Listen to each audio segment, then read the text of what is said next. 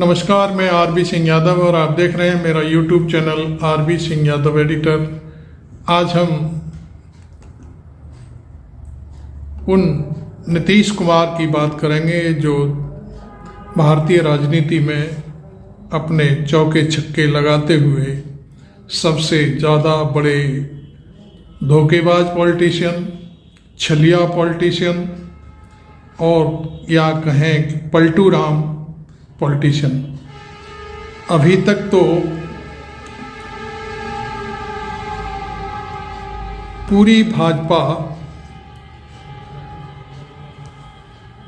एक ही रट लगाई हुई थी कि अयोध्या में राम आ गए हैं, अब किसी प्रकार की कोई गफलत नहीं है। खैर, राम भी आ गए और पलटू राम भी आ गए। ये चीज़ आपके सामने हम रखेंगे और इसके साथ हमने अपने YouTube चैनल पर जाने माने पत्रकार और विश्लेषक दीपक शर्मा को, आप दीपक शर्मा को सुनिए और फिर हम आगे फिर आपसे और भी बात करेंगे। और मेरे YouTube मंच पर आपका स्वागत है। दोस्तों, बिहार में जनता का एतबार, जनता का भरोसा सिर्फ नीतीश कुमार ने नहीं तोड़ा है। जनता का एतबार मोदी ने भी तोड़ा है, अमित शाह ने भी तोड़ा है। तीनों ने ही यू टर्न लिया है, तीनों ने ही पलटी मारी है। अब दोस्तों, राजनीति में यू टर्न लेना या पलटी मारना ये कोई नई चीज नहीं है हिंदुस्तान की सियासत में।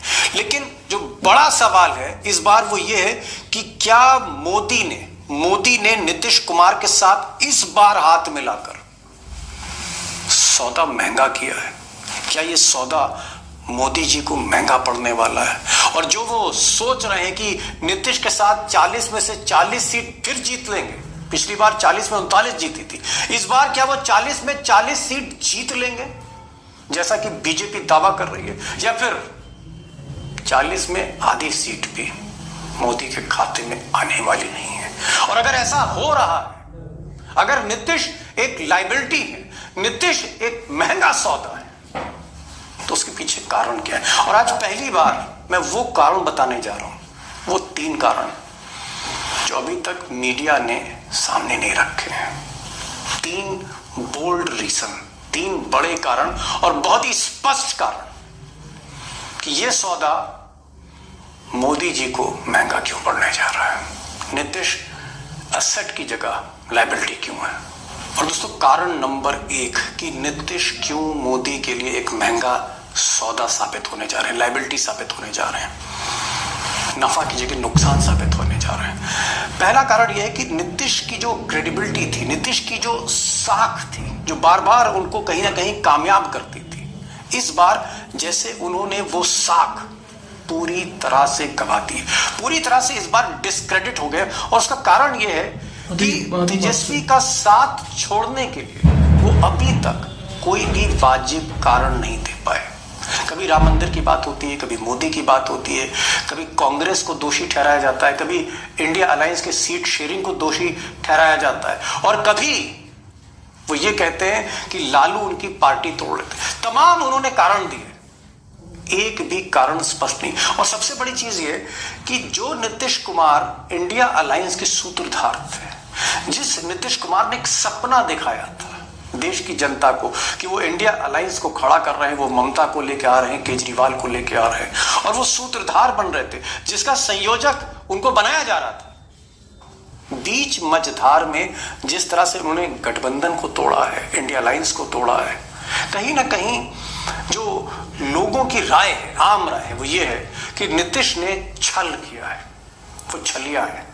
नीतीश कुमार निहायत धूर्त आदमी है जो पूरे बिहार के 13 करोड़ जनता को धूर्तता से मूर्ख बनाकर उसको ठग रहा है, और इसका पूरा सूद समेत हिसाब जनता अगले चुनाव में करेगी।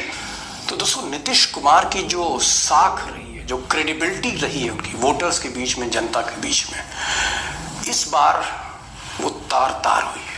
और इसके तमाम साक्ष्य आपको अखबारों में, सोशल मीडिया में, बातचीत में, तमाम वीडियोस में आपको मिलेंगे, जहां नीतीश कुमार को लोग अब उस नजर से नहीं देख रहे जिस तरह से देखते थे। और कुछ लोग तो ये भी कह रहे हैं कि नीतीश कुमार अब अपनी छाया के बराबर नहीं है, अब अपने शैडो के बराबर भी नीतीश कुमार नहीं है। ऐसा उनका कंडक्ट होता चला जा रहा है, ऐसी उनकी क्रेडिबिलिटी हो गई है, वो पूरी तरह से डिस्क्रेडिट हो गए। और कारण नंबर दो और भी कहीं ज्यादा गंभीर है, और मैं इस कारण को बताने में बहुत इंटरेस्टेड नहीं था, क्योंकि किसी की पर्सनल लाइफ को एक सोशल प्लेटफॉर्म पर डिस्कस नहीं करना चाहिए, लेकिन क्योंकि जरूरी है, आप एक लीडर को एनालाइज कर रहे हैं, और इसलिए मैं कारण बताना चाह रहा हूं। और ये कारण है नीतीश कुमार की मनोदिशा। इस बढ़ती उम्र में उनकी जो मनोदिशा है वो ठीक नहीं है, और इसके कई प्रमाण मिले हैं। जिस तरह से वो कुछ भी बोल देते हैं, कभी भी बोल देते हैं, किसी पर भी बिफर जाते हैं, और ये नहीं देखते कि वो क्या बात किस महफिल में कह रहे हैं। जैसे विधानसभा में उन्होंने परिवार नियोजन को लेकर जो अश्लील बातें कही दोनों सदन में, कल्पना से परे। और जिस तरह से दलित नेता जीतन राम मांझी को उन्होंने पब्लिकली जिस तरह से उन पर वो बरस पड़े और न जाने क्या क्या कहा उन्होंने, वो भी कल्पना के परे था। लोग ऐसा कहते हैं कि नीतीश कुमार क्या करने जा रहे हैं, क्या करेंगे, बहुत ज्यादा अनप्रिडिक्टेबल हो गए। और ये मैं नहीं कह रहा हूं, उनके जो बड़े पुराने साथी सुशील मोदी, बरसों तक जिन्होंने नीतीश कुमार के साथ काम किया है, सुशील मोदी की आप ये बात सुनिए, कुछ महीने पहले की, 2 महीने पहले की। सुशील मोदी ने खुलकर कहा जो मैं आपसे नहीं कह सकता। लगता है कि नीतीश कुमार किसी गंभीर बीमारी से ग्रसित है। मैं उनको 40 साल से जानता हूँ, लेकिन कभी मैंने उनका यह रौद्र रूप नहीं देखा, इस तरह से गुस्से में नहीं देखा। 2 दिन पहले महिलाओं के बारे में जो टिप्पणी किया उन्होंने, और कल जो मांझी जी के बारे में जो उन्होंने कहा, ये उनके स्वभाव में नहीं है, और अकारण खड़े हो गए और ऐसी ऐसी बातें बोल रहे हैं गुस्से के अंदर, और तुम ताम शब्द का प्रयोग कर रहे हैं। अब दोस्तों, अगर पार्टी के तौर पर देखें तो नीतीश कुमार की जो पार्टी है पहले से कहीं ज्यादा कमजोर है। उनकी जो एक तरह का कंडक्ट रहा है, उनकी जो एक तरह की सोच रही है नीतीश कुमार की, जो अस्थिरता देखने में मिली है उनकी मनोदिशा में, उसके कारण चाहे वो विचारधारा हो, चाहे नीतीश कुमार का पर्सनल कंडक्ट हो, पार्टी कहीं ना कहीं 2 फाड़ में होती चली जा रही है। लल्लन सिंह जो उनके राष्ट्रीय अध्यक्ष थे, उनको जिस तरह से हटाया गया, या जिस तरह से बीजेपी के कुछ लोग पार्टी में हावी हैं, जैसे संजय झा है या एक अशोक चौधरी जो बीजेपी से जिनके तार जुड़े हुए हैं, उसको लेकर पार्टी के भीतर कई सवाल उठ रहे हैं। पार्टी उस तरह से नहीं खड़ी है जमीन पर जैसे पहले खड़ी थी। काडर कमजोर हुआ है, कार्यकर्ता कमजोर हुए, पार्टी के अंदर तरह तरह के मनभेद और मतभेद हैं, और कुल मिलाकर जो स्ट्रेंथ थी नीतीश कुमार में वो अब नहीं है।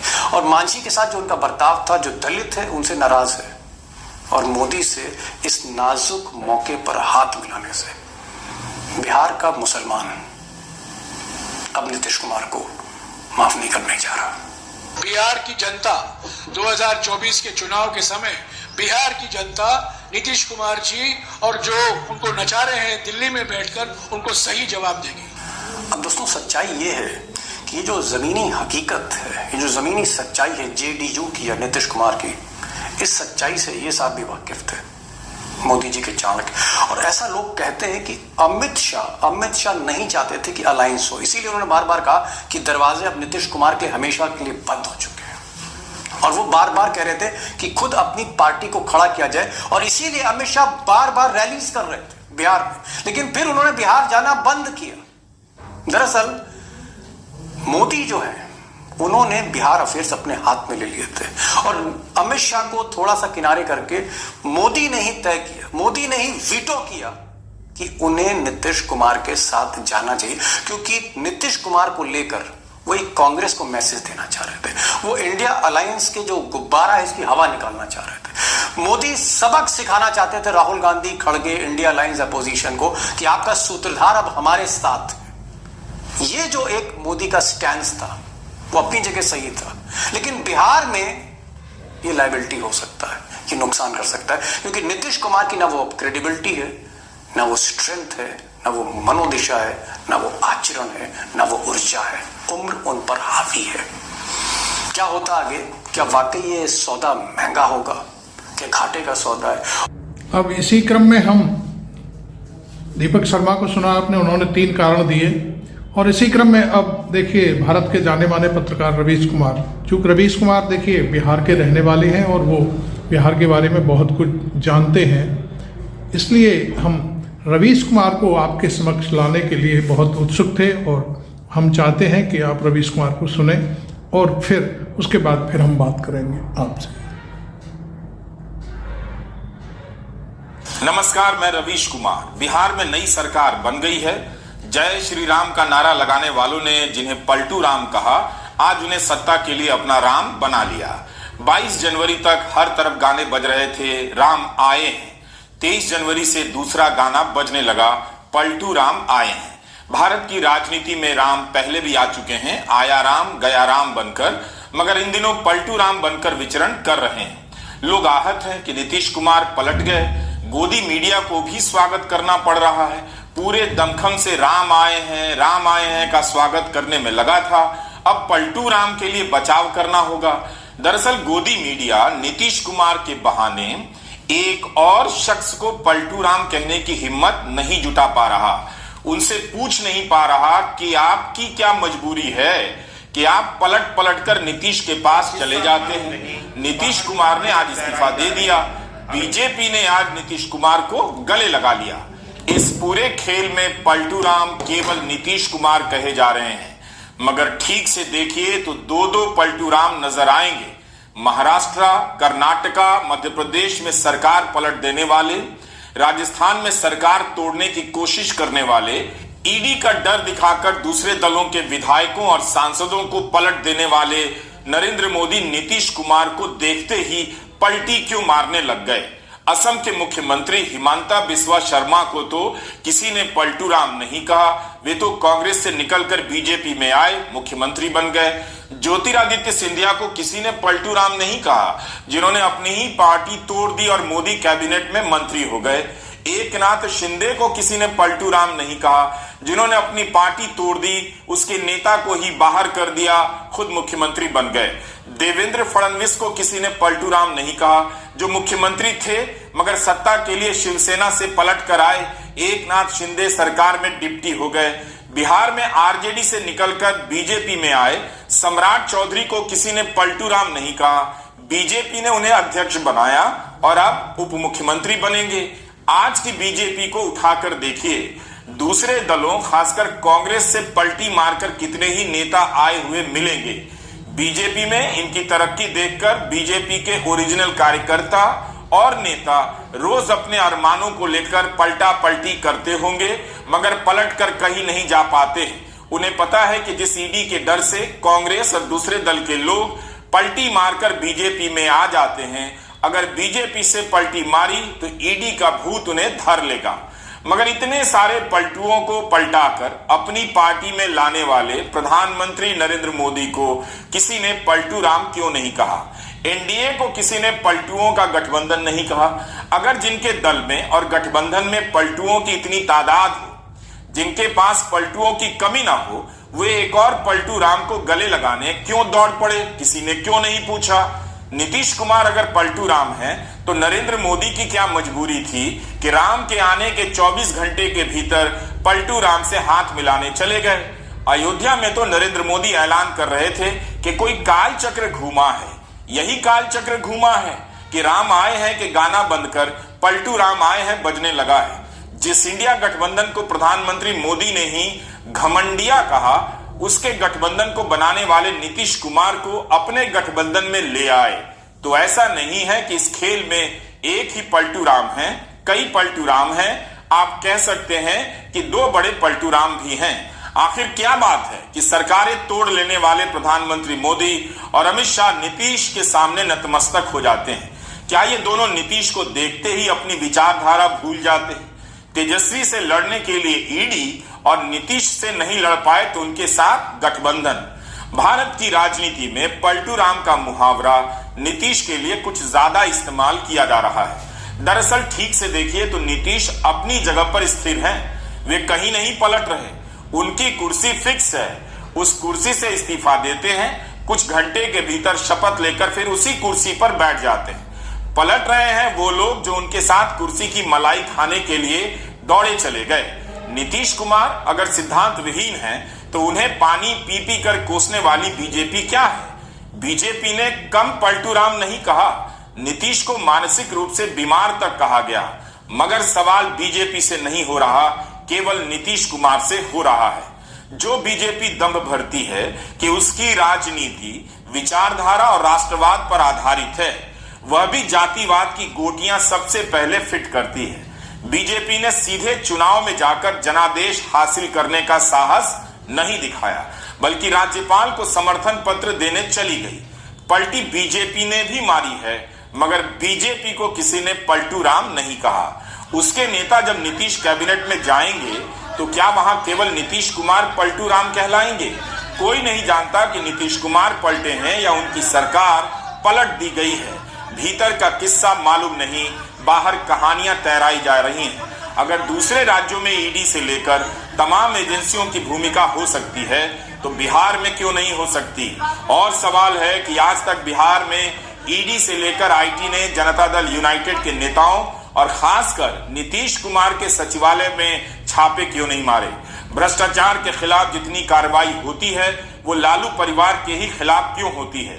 नीतीश ने अपनी पार्टी की राय सुन ली, फैसला कर लिया, लेकिन बीजेपी ने क्या किया? नीतीश कहते थे कि मिट्टी में मिल जाएंगे, मर जाएंगे, मगर बीजेपी में नहीं जाएंगे। बीजेपी भी कहती थी एनडीए के दरवाजे उनके लिए हमेशा के लिए बंद हो चुके हैं। फिर दोनों का मिलन क्यों हुआ, कैसे हुआ? नीतीश ने मीडिया से बात की, मगर बीजेपी का नाम नहीं लिया। पुरानी पार्टियां कहा, नाम तो आरजेडी का भी नहीं लिया। इधर और उधर के सहारे अपनी बात बताते रहे।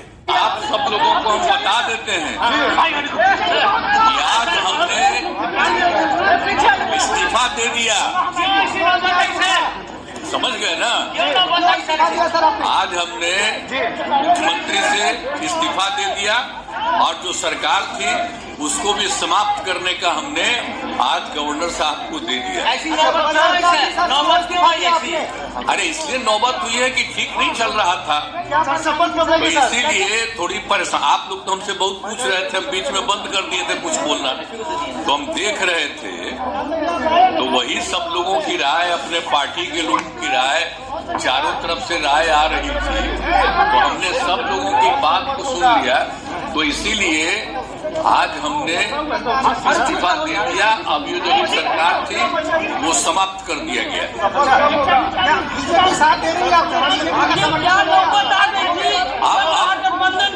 छोड़ना पड़ा नहीं? हाँ, अभी हम जो पहले गठबंधन को छोड़ के नए गठबंधन बनाए थे, और जो नया गठबंधन 1.5 महीना से बनाए थे, 1.5 साल से, तो यहाँ पर भी जो स्थिति इधर आकर ठीक नहीं लगी है। ध्यान से सुना, इस तरह से लोगों का दावा हो रहा था जो इतना 1.5 महीना कह रहे थे इंडिया गठबंधन को, 1.5 साल हो गया बनाए। तो ये मानसिक रूप से भी कुछ बीमारी लग रही है। इसीलिए आज लोगों ने दे दिया। पूरा ध्यान से सुनिए इनको, देखिए इनके चेहरे के हाव भाव पूरे उड़े हुए। अन्य पार्टियां एक साथ होकर के जो पहले थी, दल बदल का भूत एकदम से इनके ऊपर चेहरे पर सवार हुआ। उसके बारे में फैसला होगा तो आप जानिएगा। अभी वेट करिए।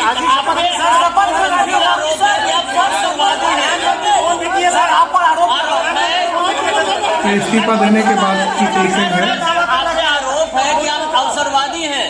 आपकी हमने बता दिया कि हमको लगा, हम बीच में तो कुछ नहीं बोल रहे थे। आप याद करिए ना कि बीच में बहुत कुछ पढ़ना चाह रहे थे, कुछ बोल रहे थे, हम कुछ नहीं बोल रहे थे। इसलिए सारी क्रेडिबिलिटी खराब हो गई इस नेता की। कितना काम हम कर रहे थे और उधर भी लोग हम अलायंस करवाए, क्या क्या करवाने में लगे और कोई कुछ काम ही नहीं कर रहे थे। वो सबको लेकर के तकलीफ, और यहाँ पर भी लोगों को तकलीफ, तो ये हो गया तो हमने बोलना छोड़ दिया था।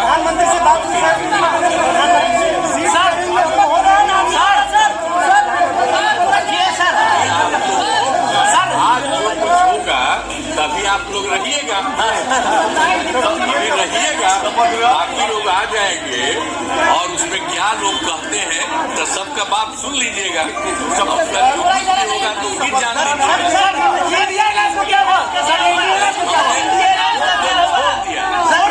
नीतीश के बयान में कोई कारण नहीं, बस उन्हें कुछ कह दिया गया और बिहार में सत्ता परिवर्तन हो गया। ऐसा लगता है कि इसके पीछे किन्हीं अदृश्य ताकतवर शक्तियों का हाथ रहा होगा जो सत्ता छीनकर अपने पाले में ले आई है। दरअसल नीतीश ने 1.5 साल पहले भी इसी तरह की बात की थी कि पार्टी के लोग कह रहे थे, सबसे लाराय ले रहे थे, सबको ही कह रहा है कि बीजेपी के साथ गठबंधन ठीक नहीं है और राजद में चले आए। कम से कम उनकी ईमानदारी ही है कि वे गठबंधन तोड़ने के कारण नहीं बदलते हैं, केवल गठबंधन का दल बदल देते हैं। 8 अगस्त 2022 का यह वीडियो है। उस दिन इस्तीफा देने के बाद नीतीश कुमार सीधे राबड़ी देवी के घर गए। पीछे राजद का बैनर आप देख सकते हैं।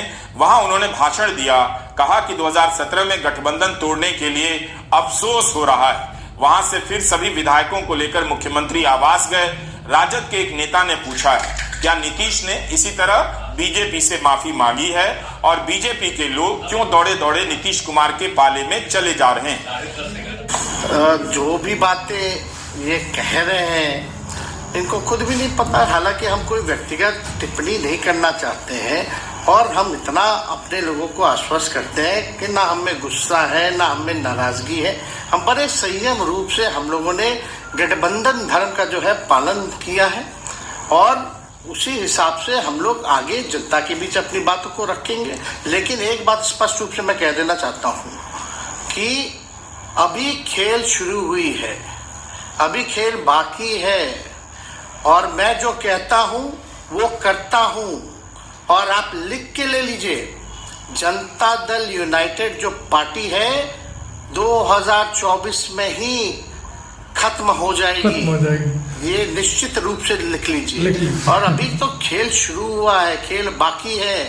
अभी इन लोग जो भी करें, लेकिन मेरा स्पष्ट रूप से मानना है कि जनता हमारे साथ है और हमारा साथ देगी। और हम तो भाजपा के लोगों को भी धन्यवाद देते हैं, शुभकामनाएं देते हैं। चलो, जनता दल यूनाइटेड को अपने साथ लिया। सरकार हम लोगों ने बड़े उम्मीदों के साथ बनाया था और किस उद्देश्य के साथ बनाया था वो नीतीश कुमार जी ने आपको उस समय बताने का भी काम किया।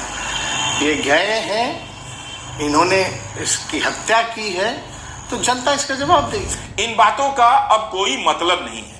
बिहार की मौजूदा राजनीति को आप किसी भी कोने से नहीं समझ सकते।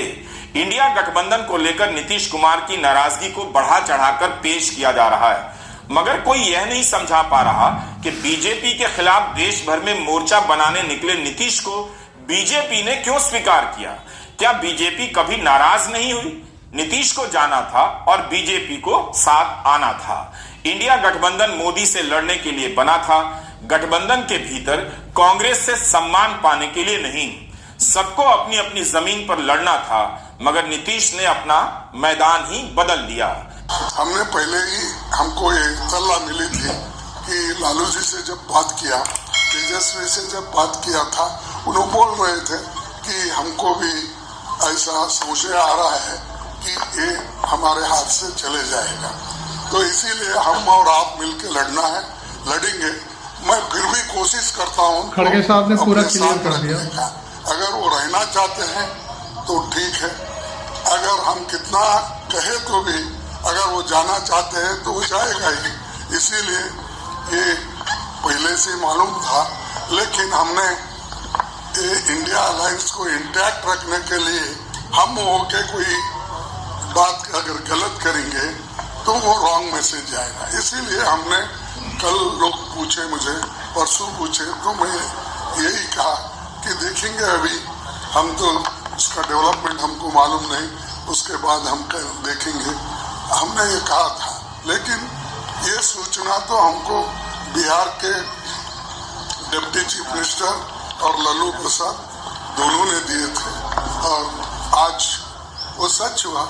ऐसे देश में तो बहुत से लोग हैं, आया राम गया। दरअसल 2024 के लिए राजनीति जनता के मैदान में नहीं तय होगी, बंद कमरे में तय होगी।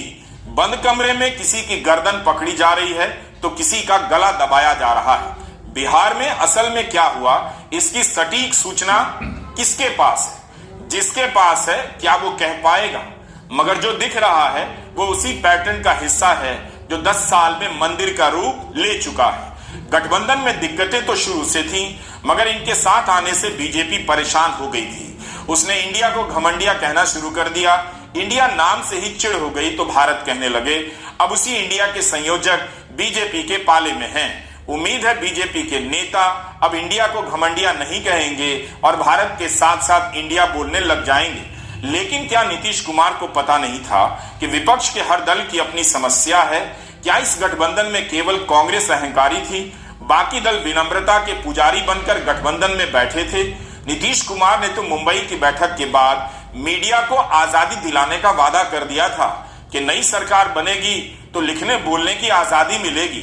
अब खुद नीतीश उस बीजेपी में चले गए हैं जिससे वो मीडिया को आजादी दिला रहे थे। आपको बताया गया कि कैसे मीडिया पर ही कब्जा कर लिया। कोई भी दूसरे की बात कम छपता और ज्यादातर उन्हीं की बात छपते रहती। कितना काम पहले हुआ है, अलग अलग राज्यों ने कितना काम किया है, दूसरे पार्टियों ने, उसका कम छपता। ये कम करते हैं और ज्यादा छपता रहता है। तभी तो आप लोगों पर कब्जा न है जी, तब तो उपाय है। और जब एक बार उनसे मुक्ति मिलेगी तो आप सब प्रेस वाले आजाद होइएगा और जो आपको उचित लगेगा वही लिखिएगा और वही बोलिएगा। ये बहुत जरूरी है। अगर प्रेस के लोग कुछ लिखते हैं, कहीं क्या काम हो रहा है, क्या ठीक नहीं हो रहा है, वो जब लिखते हैं तो उसका असर जनता पर कितना पड़ता है। और आजकल देख रहे हैं कोई काम नहीं कर रहे हैं, खाली उनका बड़ाई हो रहा है। अब मीडिया की आजादी को लेकर नीतीश कुमार क्या कहेंगे? नेता मुद्दों को लेकर दल और गठबंधन बदलते रहते हैं। क्या वे बीजेपी से कहेंगे कि गोदी मीडिया को आजादी चाहिए? गोदी मीडिया के पत्रकारों ने 10 साल से मोदी सरकार से एक भी सवाल नहीं पूछा है। प्रधानमंत्री नरेंद्र मोदी ने एक भी विस्तृत प्रेस कॉन्फ्रेंस नहीं की है। दरअसल इस राजनीति में कहने के लिए अब कुछ भी नहीं है। कई लोगों ने पुराने बयानों को लेकर आज से कल में 50 बार दोहरा दिया सोशल मीडिया पर। अगस्त 2022 में भी उन बयानों को दोहराया गया था। कर्पूरी ठाकुर की सरकार जनसंघ ने गिरा दी। जनसंघ की जगह बनी बीजेपी की सरकार ने कर्पूरी ठाकुर को भारत रत्न देकर नीतीश कुमार से सरकार अपने हाथ में ले ली। उन्होंने पद से इस्तीफा दिया, बीजेपी के पाले में आ गए। 22 दिसंबर 2023 को सुशील मोदी का एक बयान है। यह उन्हीं की तरफ से जारी प्रेस रिलीज की तस्वीर है। सुशील कुमार मोदी की तरफ से जारी बयान में लिखा है कि उद्घोषिका से नीतीश कुमार के व्यवहार ने फिर जाहिर की उनकी यौन कुंठा। विज्ञप्ति में आगे सुशील मोदी ने कारण लिखा है कि सदन में माफी मांगने के बाद भी वाणी आचरण पर सीएम का नियंत्रण नहीं है। जदयू ने नेता नहीं बदला तो लज्जित करने वाली बड़ी घटना संभव है। इस इंडी अलायंस के एक बहुत बड़े नेता जो इंडी अलायंस का झंडा लेकर के घूम रहे हैं, जो देश की वर्तमान सरकार को अब ये क्या कहेंगे बताइए? भांति भांति के खेल कर रहे हैं। वो इंडी अलायंस के नेता ने विधानसभा के अंदर, जिस सभा में माताएं बहनें भी मौजूद थी, कोई कल्पना नहीं कर सकता है ऐसी भाषा में बद्दी बातें की। कोई शर्म नहीं है उनको। इस स्तर के आरोप नीतीश पर सुशील मोदी लगा रहे थे, बीजेपी के नेता लगा रहे थे। क्या उन लोगों ने इसके बारे में नीतीश कुमार को नहीं बताया होगा कि जो लोग यह बता रहे थे कि राजद के खेमे में क्या क्या हो रहा है? नीतीश कुमार पर यौन कुंठा का आरोप लगाने वाले सुशील मोदी उन्हें मुख्यमंत्री के रूप में अब स्वीकार करेंगे। ऐसा नहीं है कि वे आदर्शों और विचारधारा पर चलते हुए इस्तीफा देने जा रहे हैं, वो ये काम नहीं कर पाएंगे। तो पलटू राम को आप बिहार की राजनीति में ठीक से पहचानिए। नीतीश कुमार जिस बीजेपी को किनारे लगाने चले गए थे, वही बीजेपी पलटकर उनके कंधे पर सवार हो गई है। शांति होगा, बिहार के जन जन में प्रेम मोहब्बत होगी, सभी मिल्लत के साथ रहेंगे और जय श्री राम का नारा लगाइए। श्री सीताराम, श्री सीताराम। अब ये तो हमारे अब एनडीए की बैठक होने जा रहा है, एनडीए का बैठक होने जा रहा है, उसमें तय होंगे। ये तो बता दें पगड़ी खोलेंगे कि नहीं आज? राज आ गया, आप लोग कह रहे हैं। हाँ, राम राज आ गया है। राम राज आ गया है क्या? एकदम रामलला विराजमान हुए, सबको सद्बुद्धि सदमति आई है। अब देखिए एक साथ हम लोग जो है नया अध्याय बिहार का विकास की अध्याय लिखने जा रहे हैं। हमारे राष्ट्रीय अध्यक्ष आदरणीय नड्डा जी और यहाँ पर हमारे दो चुनाव प्रणाली के तौर पर जुट गए आदरणीय विनोद तावड़े जी और दीपक प्रकाश जी। इसके नेतृत्व में बिहार में भारतीय जनता पार्टी का अध्यक्ष भी, भारतीय जनता पार्टी का बनाया, विरोधी दल का नेता भी बनाया। ये मेरे लिए भावुक क्षण है कि आज सरकार में भी दायित्व, सरकार में काम करने के लिए भी विधानमंडल दल का नेता के तौर पर चयन किया। इन सब के बीच लल्लन सिंह का क्या होगा? जनता दल यूनाइटेड के अध्यक्ष के रूप में उन्होंने मोदी सरकार और बीजेपी पर कितना हमला बोला। लल्लन सिंह जरूर हंस रहे होंगे क्योंकि राजनीति में जो लंबे समय तक सत्ता में रहते हैं वो रोना भूल जाते हैं, उनके भीतर की करुणा समाप्त हो जाती है। अब लल्लन सिंह की प्रेस कॉन्फ्रेंस का इंतजार कीजिए, देखिए वे किस तरह से पलटी मारते हैं और गठबंधन का स्वागत करते हैं। अब कैसे बीजेपी की तारीफ करते नजर आएंगे। लल्लन सिंह अपने पुराने वीडियो को डिलीट करने में लगे होंगे, मगर ये कोशिश बेकार होगी। मुझे लगता है कि वे भी मस्त होंगे। जब मोदी नीतीश को गले लगा सकते हैं तो लल्लन सिंह मोदी से गले क्यों नहीं मिल सकते। जिस जीतन राम मांझी का अपमान नीतीश कुमार ने विधानसभा में कर दिया अभद्र शब्दों से, उन्होंने झट से समर्थन दे दिया। विधानसभा में तब नीतीश कुमार ने अपना आपा खो दिया था। जीतन राम मांझी ने बाद में कहा कि वे नीतीश कुमार के खिलाफ शिकायत करेंगे और मांग करेंगे कि बिहार में राष्ट्रपति शासन लागू हो।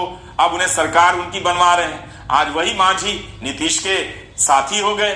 इस मौके पर हम नवंबर 2023 की विधानसभा कार्रवाई का ये अंश दिखाना चाहते हैं। दिखाइए। ये जो विभिन्न शैक्षणिक संस्थाओं में आरक्षण की बात की जाती है, आरक्षण अब बढ़ा दिए सैद्धांतिक रूप में। हाँ, कौन नहीं चाहेगा कि बढ़े, लेकिन धरातल पर क्या है इसके बारे में भी कोई मैकेनिज्म डेवलप करना चाहिए, जो सरकार आज तक मैकेनिज्म डेवलप नहीं किया है। तो इससे कोई फायदा नहीं होने वाला है। इसलिए महोदय मैं कहना चाहता हूँ कि दे रहे हैं, हमको बात नहीं समझ में आ रहा है। इनको कुछ आइडिया है?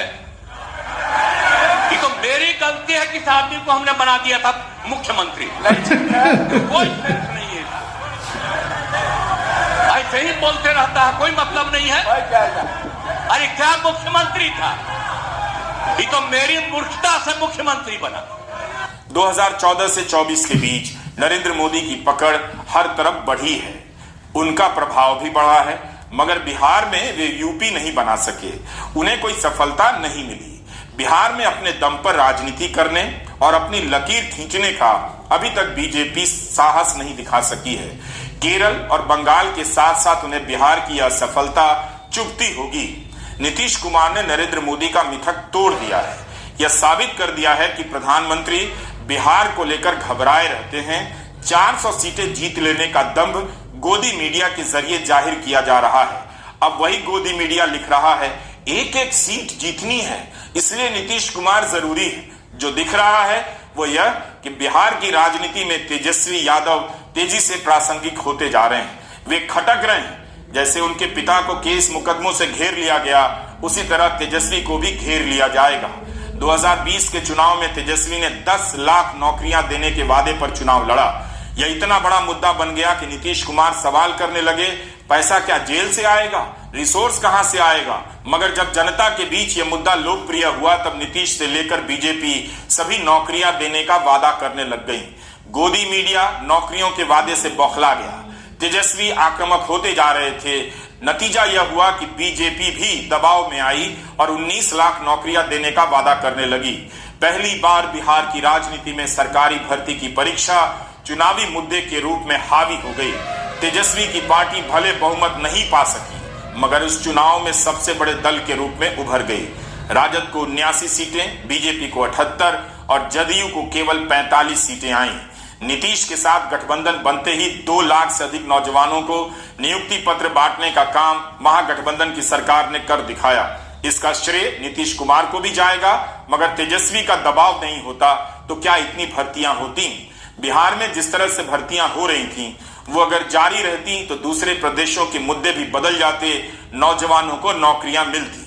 जब गांधी मैदान की खुली सभा में नौजवानों को बुलाकर नियुक्ति पत्र बांटे जा रहे थे, तब गोदी मीडिया ने इस खबर को अनदेखा किया था, इसलिए कि श्रेय नीतीश कुमार को न मिल जाए, तेजस्वी यादव को न मिल जाए। दोनों के साथ आने से भले 100 दिक्कतें हों, मगर साथ आने से बिहार के 2 लाख से अधिक नौजवानों को नौकरियां मिली हैं। इससे किसी को दिक्कत तो हो रही थी, आप समझ सकते हैं। सरकार बनाने के बाद तेजस्वी 10 लाख नौकरियां देने का वादा करने लगे, नीतीश कुमार 20 लाख नौकरियों की बात करने लगे।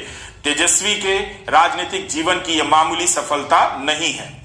और यही मुख्यमंत्री जी जो 2020 के चुनाव में कहते थे कहां से पैसा लाएगा, कहां से नौकरी देगा, तो हमने, आपको पता होगा कि हमारी जो सरकार बनी थी इनके नेतृत्व में, वो 9 अगस्त 2022 में बनी थी और 15 अगस्त को मुख्यमंत्री जी ने ऐलान किया था। ये किसका विजन था, ये किसकी सोच थी? तो जो मुख्यमंत्री कहता था कि यह संभव है नौकरी देना, उसको हमने 1 हफ्ते के अंदर जो है उनसे बुलवाने का काम किया। जो कहता था असंभव है। शिक्षा विभाग किसका था? राष्ट्रीय जनता दल के पास था। हमारे मंत्रियों ने लगातार जो है नौकरियां देने का काम किया और ये 17 महीने में जो काम हुआ है, ऐतिहासिक काम हुआ है, जो आज तक पूरे देश में नहीं हुआ है। और ये भाजपा और नीतीश जी की तो सरकार 17 साल भी रहे हैं, तो 17 साल बनाम 17 महीने जो काम हुआ, एक विभाग ने वर्ल्ड रिकॉर्ड बनाने का काम किया। एक विभाग ने एक दिन जो है 70 दिनों के अंदर जो है 2 लाख से भी ऊपर जो है हम लोगों ने नियुक्तियां पत्र वितरण करने का काम किया। ये ऐतिहासिक काम है, किसी भी राज्य में नहीं हुआ। और अब तक हम लोगों की सरकार ने लगभग जो है, जो गवर्नर ने भी जो स्पीच दिया अभी 26 जनवरी को, तो 3.5 लाख से ऊपर की बात कही उन्होंने, नौकरियां दिया। तो किसके राज्य में हुआ, किसका विजन था? तो कहीं ना कहीं से जो लोग कहते थे कि इनके लोग काम नहीं करते थे, हम लोगों ने तो इतना इनसे करवाया जिनका कोई विजन नहीं था, जो थक गए थे, थके हुए मुख्यमंत्री थे, उनको हम लोगों ने इतना काम करवाया। तो इतना काम तो हुआ ही है सारा।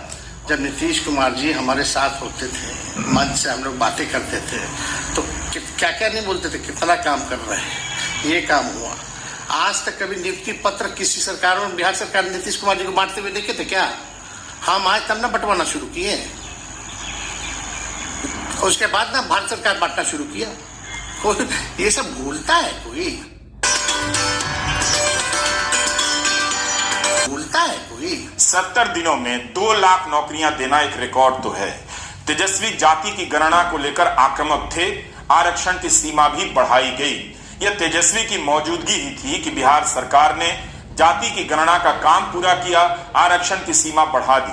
यही काम मोदी सरकार ने किया होता तो गोदी मीडिया गांव-गांव में पहुंचा देता। हो सकता है कि मैं गलत हूं, लेकिन मेरा अपना अनुभव यही कहता है कि जिन 2 लाख लोगों को, नौजवानों को तेजस्वी यादव के गठबंधन में आने के बाद नौकरियां मिली हैं, उनमें से ज्यादातर कभी तेजस्वी का नाम नहीं लेंगे। अगर इनके ही बीच तेजस्वी यादव मतदान करा लें तो उन्हें असलियत दिख जाएगी। यही बिहार की राजनीति की सच्चाई है। इसके बाद भी तेजस्वी नौकरी देने के मुद्दे पर अड़े रहे, तब भी जब जान रहे थे कि नौकरी लेने के बाद युवाओं का वोट नहीं मिलेगा, ऐसा मेरा मानना है। मगर तब भी सरकारी भर्तियों के दरवाजे खोलने में तेजस्वी यादव की भी भूमिका रही है, इसका उन्हें अफसोस नहीं होना चाहिए। सवाल है कि 2020 के बिहार विधानसभा चुनाव में बीजेपी ने 19 लाख नौकरियां देने का वादा किया है। उन वादों पर सरकार बनने के 2 साल के भीतर कितना काम हुआ, अब कितना काम होगा? क्या धर्म के मुद्दे से नौकरियों के मुद्दे को खत्म कर दिया जाएगा? हमने अपने एक पुराने वीडियो में बिहार की हालत के बारे में बताया था, जाति की गणना के साथ साथ अन्य रिजल्ट के बारे में बताया था। ये हम पुराना अंश सुना रहे हैं। यहाँ की आबादी का 34.13% हिस्सा महीने में 6,000 रुपए से भी कम कमाता है। लेकिन जब आप इस आंकड़े में 20,000 तक कमाने वालों को जोड़ देंगे तो तो 47.67% आबादी बहुत मामूली कमाई पर जी रही है। हाड़ तोड़ मेहनत करने वाला बिहार कितना कम कमाता है, उसकी सच्चाई बस अभी जाकर आधिकारिक हुई है। बिहार को आप किसी भी कोने से देखिए, Scorpio, Bolero, shopping mall, flyover के बीच से निकलती हुई इसकी गरीबी सामने आ जाती है। बिहार में 50,000 से अधिक कमाने वाले 4% से भी कम लोग हैं। ओबीसी में 33% परिवार गरीब है, सामान्य वर्ग में 25%, अति पिछड़े वर्ग में 33.6% परिवार गरीब है और अनुसूचित जाति और जनजाति में सबसे अधिक 42% परिवार गरीब है।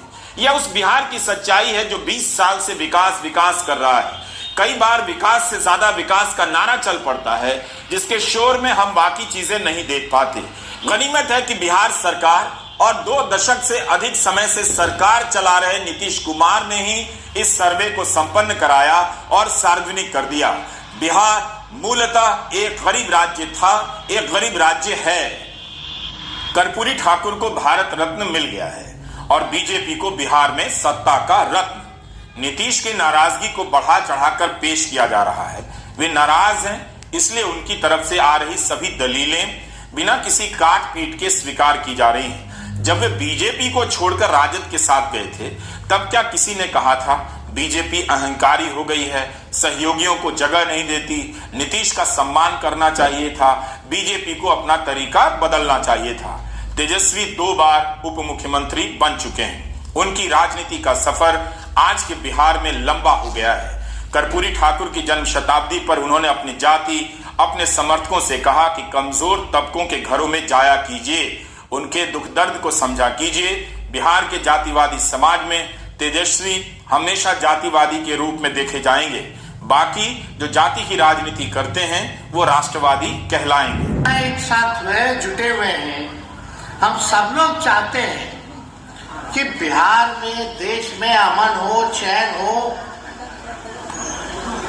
सही मुद्दे की बात हो और मुद्दा जो भी रहे, चाहे शिक्षा हो, बेरोजगारी हो, चिकित्सा का हो, तरह तरह की समस्या जो असल मुद्दे हैं उस पर चर्चा हो और उसका जो है निदान हम लोग करें, ये होना चाहिए। लेकिन कुछ लोग धर्म की राजनीति करना चाहते हैं।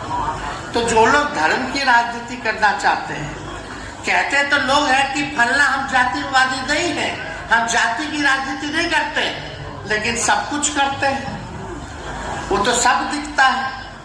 तो हम तो कहना नहीं चाहते, इसलिए तो विषय अलग हो जाएगा। आज खुशी मनाने का दिन है कि आज हम लोगों की जीत हुई है और बीजेपी को कितना इन लोगों का अंदर अंदर लहर रहा होगा कि कर्पूरी जी को देना पड़ रहा है, तो वही लोग बुझा रहा होगा। तो आप समझिए कितनी बड़ी जीत हुई, तो इसकी खुशी हम लोग मनाने का काम करें। और हमें खुशी है कि आप लोगों का साथ हम लोगों के साथ हमेशा रहता है, आप लोगों का आशीर्वाद मिलता है। चाहे कुछ भी हो जाता है, आप लोग लालू जी का साथ नहीं छोड़ते। तो इसके लिए आप सब लोगों को हम प्रणाम करते हैं हाथ जोड़ करके कि आप लोगों के बदौलत इतनी बड़ी ताकत मिली है और हम यही उम्मीद करते हैं कि ये ताकत जो है आप लोग इसी हिसाब से आगे देने का काम करें। आपको ये वीडियो कैसा लगा? दीपक शर्मा को सुना और रवीश कुमार जो बिहार के ही रहने वाले हैं, उनकी जो एनालिसिस है उस पर आप टिप्पणी करें और मेरे चैनल को सब्सक्राइब करें। Thank you. मैं आरबी सिंह यादव।